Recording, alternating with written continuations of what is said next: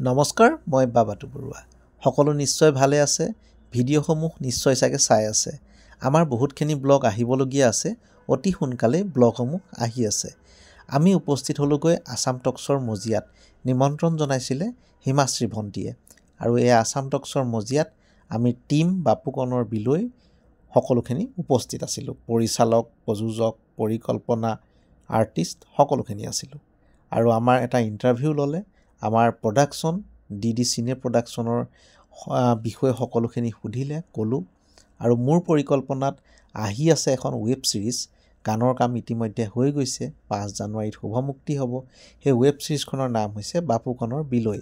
এই ৱেব ছিৰিজখন অকণমান বেলেগ ধৰণৰ, যিহেতু এই ৱেব ছিৰিজখন আমি 6টা বছৰে চলাই থাকিম।